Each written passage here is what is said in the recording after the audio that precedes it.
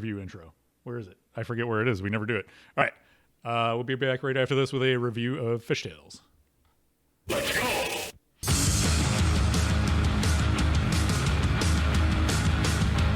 am okay. This life is a bore. The least I've gotten waiting for. Are you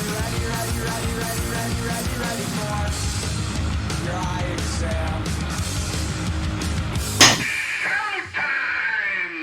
All right, it's time to talk about Fishtails. Fishtails is a game manufactured by Williams in 1992 with a design by Mark Ritchie, Pat McMahon, and Python Angelo. Art also by Pat McMahon. Software by Mark Panaccio. We talked about him earlier. He's a new hire at Stern. Sound by Chris Granner, so you know it's awesome. And pricing, according to Pinside, right now as of March 2021, is in the $3,300 to $3,800 range. So, Nicolene, it's Fishtails. What do you think? Yeah, Fishtails. So, what was your first experience with Fishtails? Do you remember? oh God, I wish I could tell you my first experience with Fishtails, and it's, to be perfectly honest in this review, it's been a couple of years since I've played the game. But I've certainly played enough Fishtails in my pinball career. And Fishtails I always think of as being in this category of games where there were, I think there's a lot of them produced. And when I got into the hobby, this was like a $1,200 game. I know, it's crazy. Right. And it falls into the category of like a lot of people's first game that they got, or one of the first games that they got. Right. Like, when you get into the hobby, you might not be running out and buying a new in-box game. You're dipping your toes in and getting your first DMD, and Fishtails is on the list along with things like Judge Dredd and Demo Man and Bram Stoker's Dracula. Right. So, it's let's just go down the categories, right? It's kind of my overall impression of it, but the art is fantastic. You had the back glass Yeah, let me put it back on the screen a moment ago, and it's just like that is it's vibrant, it's fun, it's the kind of thing where you can just look at for a while, and there's kind of these small details that you can pick out, and there's just a lot of like love and care went into these games to be attractive, and it's an original theme. You hear people talking these days about wanting original theme. Do you think if they came out of a game Fishtails today, do you think people would shit on it? Oh, people would lose their minds. They'd be like, what is this shit? Nobody wants this. A fishing game? Fishtails. Oh my God. Where is my whatever action movie theme? No way this would fly right now. But because it came out in the 90s and people have nostalgia for it now, oh man, Fishtails. What a great theme. Nobody does games like this anymore. Meanwhile, Exactly. Dialed In, Heist, TNA, Black Knight. No, look at the sales of those versus the licensed games. Exactly. Good point. I can never bring that up enough because I always hear people saying that. And It pisses me off. They have It's no so idea. pissed. Yeah. It's just so... and we're just going to hear this for several more decades to come. So anyways, we'll get it out when we can. But yeah, I mean, the art is absolutely fantastic. This is such a, there's games that just communicate fun through the visual nature, and Fishtails is like a 10 out of 10 in that communication. Yeah, I love the art. I've got a picture of the cabinet up on screen now, and one of the unfortunate things about this game is that the art on the side of the cabinet tends to fade a lot. This was I was able to find a nice full color version of it, but a lot of times you'll find it. I think of this game, there's one that was, I don't know if it's still there, but it was in a pizzeria nearby, and it was just faded to yellow. It was like yellow and white. And it's such a shame because the art is so good on it. And I think you can buy replacement decals, but it's not an easy thing to do, swapping decals. But it's so I looked it up, 13,640 of these made. So they made a ton of these. And for me, I remember two things. At that pizzeria, I remember playing it, and I also remember playing it at Jamie's house. When we first started going to his house, he had one, and I was like, this is cool. Like, crank on those ramps, and it's just such a fun game. Shit. I remember, I think the first time I ever played it was, God, it might have been 2011. I probably played it at maybe Pinburg or something, but also I remember Matt Hess down in Binghamton had, my folks are in Binghamton, and I was looking for pinball to play in the area, and I was like scrambling around, and I think somebody posted there was a Fishtails at a bar, and I went down there and played the hell out of it. Yeah, that was it. So it must have been like summer or fall of 2011 that I actually have a memory of traveling to a place just to play Fishtails because that was the game available.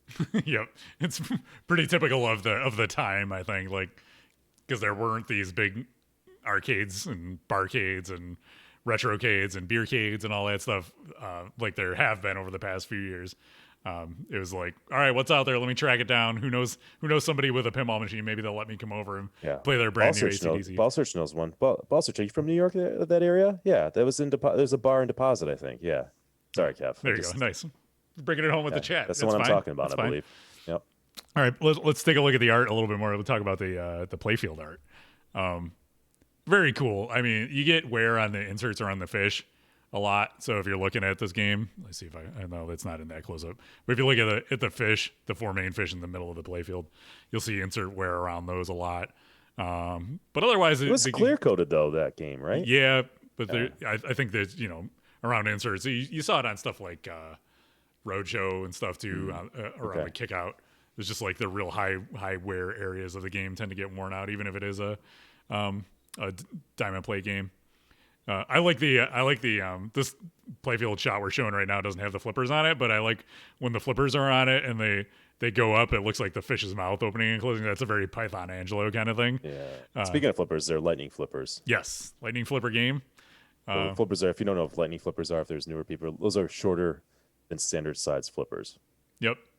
1/8 of an inch on each side, so it doesn't seem like much, but when you're playing it definitely does. But yeah, lots of blues, lots of greens, definitely a great art package for the theme, and it's just fun. Like Nick said, it's a fun looking game and really draws you in. So all right, what's next on our rundown here? Sound. I can hear the sound effects from this game as we talk about. Great sound. Great music. I get the music in my head. Yeah. It's got the kind of like hillbilly banjo plucking kind of music, right? Fantastic. Yeah. And the call outs are really good. Like, how big was it? really top notch sound. It's Chris Granner, right? Yeah. So no surprise there that the sound would be amazing because he's got a great history of games. And welcome to our friend Skip Natty, and thanks for the raid. Yeah. So what are your thoughts on the sound? Fantastic. I mean, especially you got to put it in context of the time. Catchy music, the call outs, really well done. Really well done. 10 out of 10 for the time. Yeah, agreed. It doesn't get much better than the sound effects and music on Fishtails. All right, toys. Let's take a look at the playfield again. And we'll talk about toys. So the cabinet itself, it's got an interesting shooter knob on it, which is like one of those like auto cast fishing rods. So that kind of draws you in right from the start. And then like physical interactivity wise, I guess the main thing is the fishing reel lock for the multi-ball. So you shoot the spinner shot, or there's no spinner there. It's just a saucer. Shooting on the far right, there's a orbit, and then just to the left of that, there's a shot you shoot to load the lock, and it whips it around on a wire form over to the fishing reel lock on the left, and that's a really cool effect in that it's well choreographed with the display and the sound. Like they do a great job highlighting that. Other than that, the boat ramps in the middle isn't, to usually call ramps toys, but it's a well integrated layout. Let me ask you this: do you know if the topper was standard when this game was released? It was. They did not charge extra for this. It just came with it. Look at that glorious topper. We should. That's a non-interactive toy, but I would say it's a topper, but by some people's definitions, it might be a toy or call it a non-interactive toy. And one of the best toppers of all time, I'm going to say, because this was when what was it, Billy the Bass or whatever the hell it was, or you get animated fish on a board that you push the button and it would start singing and dancing. I heard the story was they basically stole the idea of Billy the Bass from this topper or something. There's some kind of relation to that Billy the Bass thing. I always assumed they stole the Billy the Bass idea and put it on the top of this game because it was such a thing. I don't know which order that played out in, but it was definitely a thing in '92 when this game came out. That all the infomercials for it. You remember that shit? Yeah, it's so stupid. And it reminds me when we streamed this game on the Bro Show, we went to Neil's house, and he had the game in his basement, but his basement is not tall enough to have the topper on it. So instead, he like put the topper on a shelf on a different wall and wired it to the game. So you play it and it would flop on the wall to your side. It was so crazy. I always think of that when I think of this game now. But yeah, great topper. Can't go on without talking about that topper. Good point. Thanks for bringing that up. But that's about it, toys wise, right? Yeah. Okay. Display and lighting. So I think that it's got a DMD. It's an early '90s game, but I think they do a good job with the display on this. It doesn't really stand out. The only thing I think of the display when I think of the display on this game is the video mode. It's got a very cool Agreed. video mode. It's one of the more fun dot matrix video modes. You're trying to shoot down the people passing by on boats and jet skis and stuff like that. So very cool animations and display there. The lighting doesn't stand out to me at all. Does it to you? No, I guess what game of the era really stood out in terms of lighting, right? Like I can't think of anything. Lighting has come such a long way today than what it was. It's like that's kind of the new focal point in terms of what you can do in terms of pinball presentation, right? I feel like in the 90s it was like toys and gimmicks were a lot of thought, and that's what distinguished a pinball machine. Now, to be honest, I mean a cheaper way is just elaborate lighting and programming lighting effects. So you just don't really find it in those older games. I mean, maybe there's a good example that I'm just not thinking of, but yeah, there's nothing in my mind notable about it. Yeah, the only thing I can think of is like the Addams Family multi-ball start with the Showtime thing. Yeah. Because that like integrates the topper and the flashes on the topper and stuff like that. But yeah, I mean, you just couldn't do as much with lighting back then. And I guess it's not fair to compare a '92 game to a 2021 game, but it's definitely one of the things you notice when you're looking back at these older games that there was only so much you could do with the incandescent bulbs and the insert lighting and things like that. And now we're spoiled with hot rails and expression lighting and whatever other kind of crazy stuff you want to throw in your pinball machine. So the full color RGB LEDs have really taken it to a next level. Gameplay. I guess that's really where this game shines, right? It's a fast flowing game. The boat ramp in the middle, you can just combo that all day, and then if you lose, you're dead. It's got the captive ball in the middle to entice you to shoot that and take that risk. The orbits are fast and fun. The lock shot is cool. I just think fast and brutal when I think of the gameplay on this game. Yeah, agreed. I mean, this is kind of my style of gameplay, right? It's just a really tough game. It's not a deep game, so when you don't have a game that's deep, you go towards a spectrum of fast and brutal. I love the casting shot that loops all the way around to the left flipper, and you can hit it on the fly into the lock. Like incredibly satisfying. It's the same concept that Deadpool does, right? When the super skill shot of hitting into lock. I just love that. It's such a good feeling on Fishtails, and I always when I talk about Deadpool, I just say how much I love that shot, and I'm glad that George Gomez did it on Deadpool. So very cool. It's great to kind of get into the flow of doing the boat.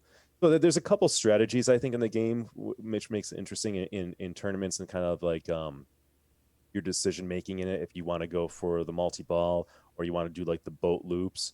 I think this game shines as kind of a competitive game because there's two viable approaches to it. At least, in my world, I could be wrong, but I remember always stepping up to the game in like competition at Pittsburgh and be like, okay, am I going to go for locks here? Or I'm going to, see if I'm feeling a little more flowy, and I'm just going to do like the boat loops over and over again and collecting a monster fish and stuff like that. So it's pretty cool. Yeah, and that takes us into rules. Yeah, it's like you said, it's not a super deep game. Is there even a wizard mode in this game? I think it's just it's more of like a Doctor Who era game where there's different scoring strategies, and you're just trying to, blow it up and maximize from a few different available scoring strategies. Yeah, I mean, I wouldn't say Doctor Who. I mean, Doctor Who has a lot more going for it in terms of the doctors and stuff and decision making. But yeah, I mean, it's just in that era, not really getting into wizard mode so much. So it's pretty basic, But I don't think it has any broken rules on it. Like I think it's a legit tournament game in terms of that. So could be wrong. Um, but yeah, it's pretty basic at that time. Yeah, it's not like a Getaway 2 where there's broken stuff and bugs that really make it a bad tournament game or anything like that. Yeah, And as it's far as not. I know. Yeah, I don't remember seeing an overly like unbalanced part of it. Like I think of Johnny Mnemonic and the Spinner Millions, right? There's not Mhm. like that one thing that just like totally destroys the scores. I think going for Monster Fish is a pretty typical tournament strategy, but then everybody's pretty much on the same page if you're going for that. Steve Daniel says bonus occasionally doesn't collect, so there's a thing. It just has it's just very satisfying to pull things off in the game. It's very satisfying to lock the ball. It's very satisfying to collect the monster fish. It's very satisfying to hit the U-turn kind of loops on the boat. Like that's what I think of when I think of this game and the design of the game. And I don't know. It's when you got it going on, when you're in that rhythm and groove and you're hitting your shots, it's incredibly satisfying because it's a dangerous game. So it gives you a good feeling to it. I actually love how it shoots and plays. I think it's one of my favorite games to play kind of competitively, but it's also very scary. Like with the Yeah. lightning fiddlers, like there's so many things that can go wrong, and it's a little anxiety producing, but it's great. I think it produces an exciting match to watch people play fishtails on. Yeah, I can agree with that. So what are your thoughts on lastability? Would this be a long term? It's not a game that either of us have owned, right? So Oh no no. Man, God, this is like I have such like a positive attitude towards fishtails, right? Like we just said nothing kind of but positive things about it. And then I look at like the price on it. This is 3 times as much as it was when I got into the hobby. Now look, things go up. There's more people in the hobby. There's more people buying things. You've got inflation, etc. But there's other games that have not gone up 3 times in price that I think are better. So at the price that you have listed, Kevin, of 3,300 to 3,800, it's like, oh man, and it also like the fallback is like, oh, it's great in a large collection. It's a weird thing to say because I guess you can stuff any game in a large collection and have it there.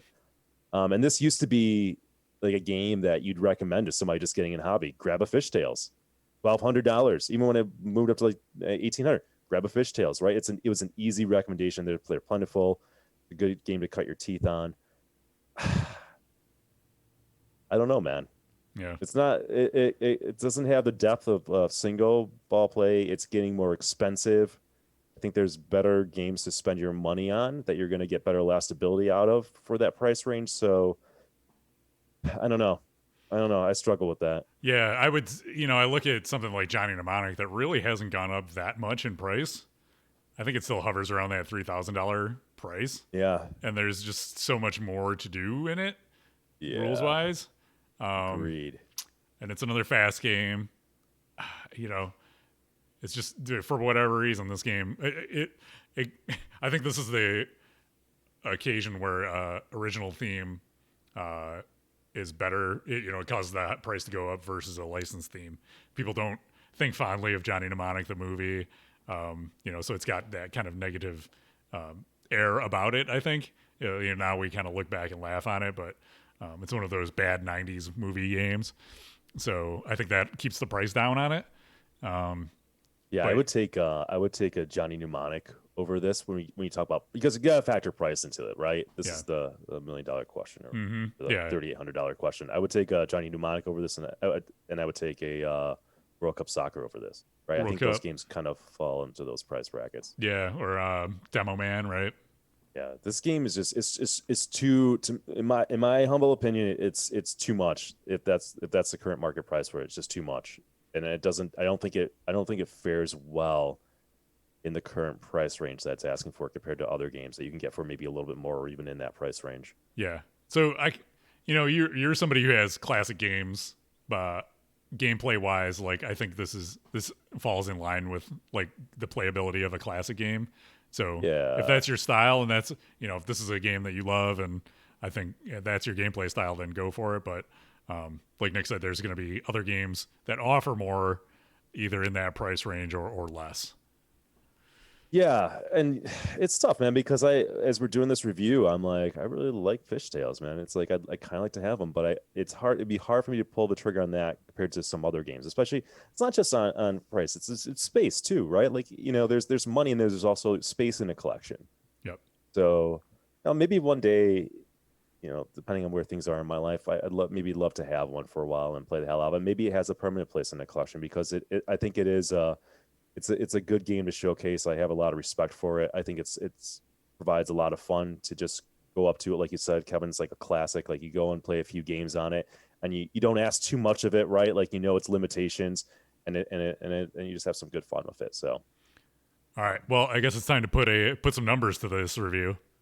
I'll take you over here and show you. Where's my thing? Interact. There we go. Okay, scroll you down to show you our beloved review score key. 0 to 2 is a burn it. 3 to 5 is an expensive nightlight. 6 to 8 is a solid game. 9 to 10 gets your wallets out. Why don't I go first? And I will say this is a 6. I'm gonna put it at a 6. It's a solid game, but it's got everything going for it except for the rules. I think the rules are fun, but it's just not a long-term keeper. Yeah, I mean that's where I put it. I don't know what else I can say. All right. I see that. I'm looking at the screen that's up, and I see that. Fucking, is that Tuna, Mike? Who gave Revenge from Mars at 8.25? He You did, can't do yeah, that. he did. Yeah, he did. Son of a bitch. That's all right. I feel a little more bullish on this game. This is a game that makes me smile. I sort of love everything about it, just the presentation of it, what it is. I love the fulfilling shots on it. It's a easy 7.5 for me. Okay. At least I think, again, the asking price, if that's correct, it's too much. I mean, $1,200 was a steal, maybe undervalued, but this is just too high in the market where it's at. But overall, for what it is and where it falls in terms of pinball, 7.5. It's such a cool game. I do have some love for this game, no doubt. Maybe one day I'll have a nice one. There you go. That's your review of Fishtails. Thanks.